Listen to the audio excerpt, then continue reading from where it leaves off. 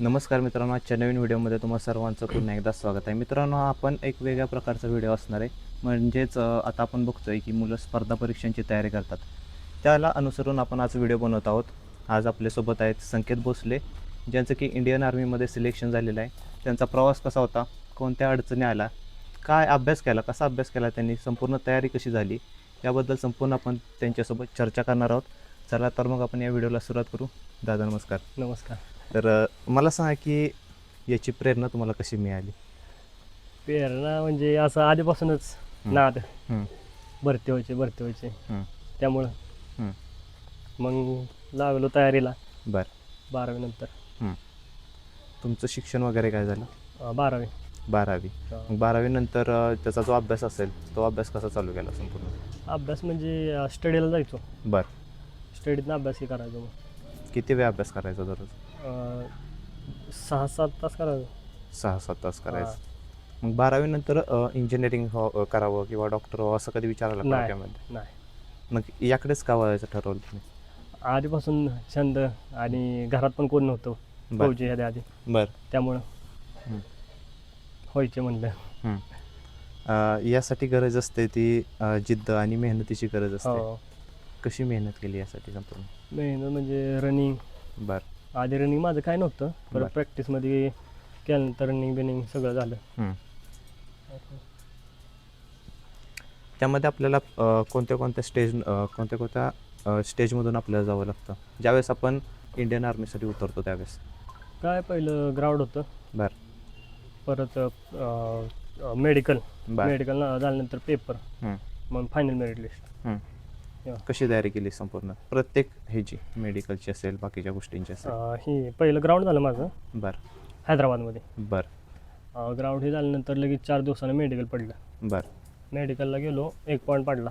बरं. पॉईंट पण नशिबानं क्लिअर झाला. हं. हं. मग परत पेपर पडला 6 महिन्यानं. बरं. मग अभ्यास कंटिन्यू आपला हं.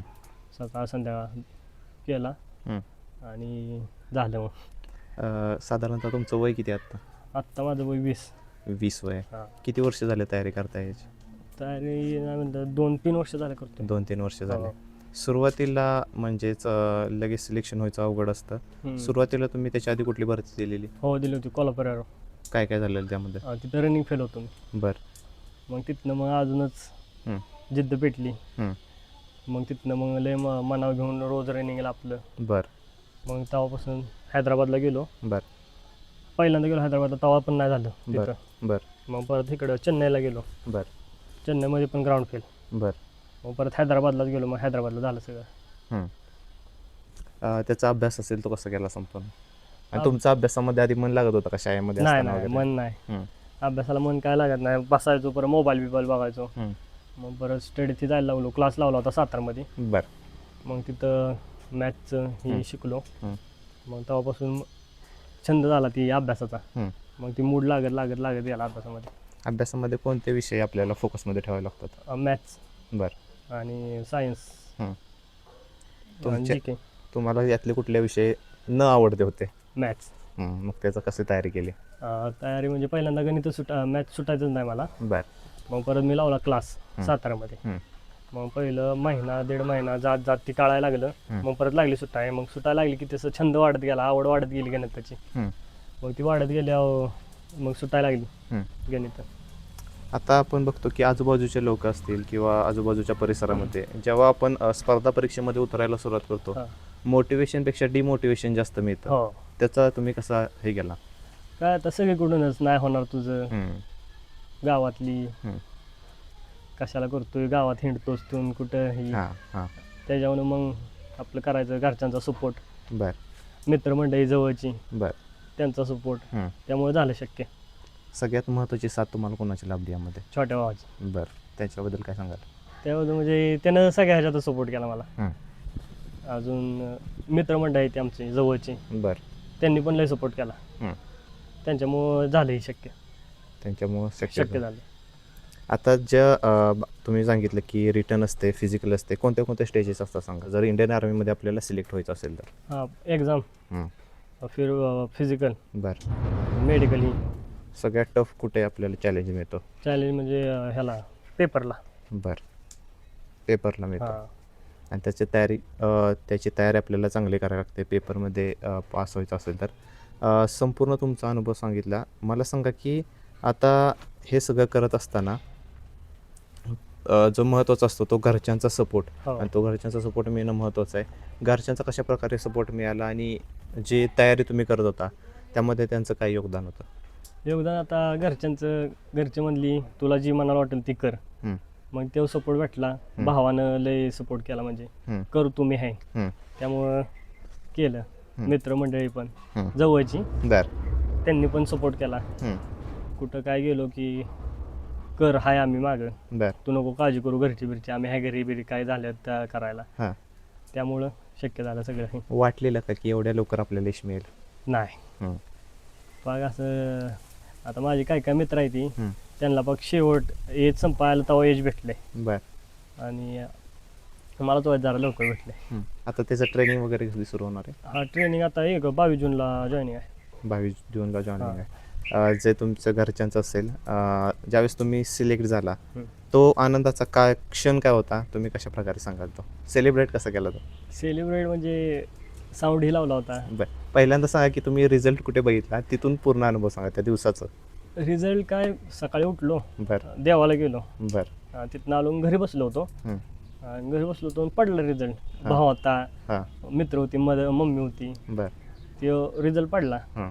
मग ते बघितलं नाव आलं आपलं. हं, मग आनंदच झालेला आहे. हं, सगळी म्हणजे नाही का डोळ्यातनं आनंद अश्रू सगळ्यांच्या यायला लागले. हं. तेव्हा असा विषय.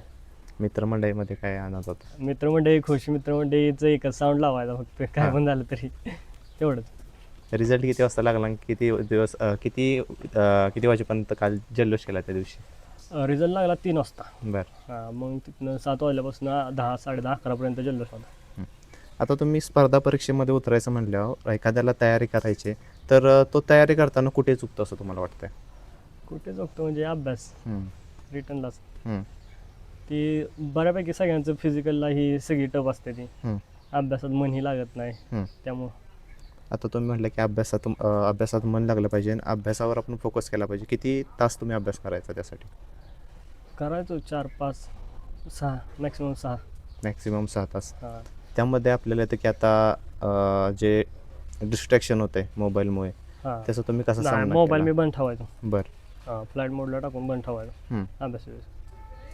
GK GSC वाचताना मॅथचं असलं तेव्हाच मग उघडायचो आणि लेक्चर बघत बसायचो. हं. इंस्टा ही सगळं डिलीट केलं होतं. सगळं डिलीट हां. केलेलं. जे क्लासेस होते त्यामध्ये क्लासेसमध्ये तुम्हाला काय काय शिकवायचे? काय सगळे मॅथचे GK GS बरं. रिझनिंग हे हं. सगळे शिकवायचे टॉपिकनुसार. बरं. आता क्लासेसमध्ये आता तुम्ही गेल्यानंतर म्हणजे रिझल्ट लागल्यानंतर गेला असेल तिथे, काय सरांची वगैरे प्रतिक्रिया काय आली? नाही सर बाहेर गेले ते, आता उद्या जाणार आहे. सरांनी बोलावले उद्या सगळ्यांना, हं, जी झालेत ना त्यांना सगळ्यांना उद्या बोलावले. हं, बघू आता उद्या गेला. हं. आता मला शेवटला सांगा की जे स्पर्धा परीक्षांची तयारी करतात किंवा इंडियन आर्मीमध्ये जायला बघतात त्यांच्यासाठी तुमचा काय सल्ला असेल? त्यांनी काय केलं पाहिजे त्यासाठी? काय आता पेपरचंच हं, अभ्यास करायला पाहिजे, हं, फिजिकल ही हं, करायला पाहिजे, हं. एवढं. आणि या संपूर्ण फेजमधून तुम्ही गेल्यानंतर तुमच्यासाठी आनंदाचा क्षण आहे. आता तुम्ही देशसेवा करण्यासाठी जाणार आहात, काय क्षण असेल तो आता जाताना? आता काय पहिले ट्रेनिंग होणार आमचं. हं, ट्रेनिंग काय हैदराबादला आहे माझं. बरं. आता तिथनं कुठं पोस्टिंग काय कसं काय होईल ते हं, त्याच्यावर डिपेंड आहे. हं. चालेल दादा, तुम्हाला खूप खूप शुभेच्छा आणि तुमचं जे सिलेक्शन झालं आहे घरच्यांना पण आनंद झाला आहे. जे तुमची मित्रमंडळी आहेत त्यांचा पण तुम्हाला चांगल्या प्रकारे सपोर्ट हो. मिळाला जेणेकरून तुम्ही आता इथपर्यंत पोहोचलाय. तुम्ही समजा की स्पर्धा परीक्षेची तयारी करताय पण त्याच्यासोबत तुम्ही वेगळं काय करत होता?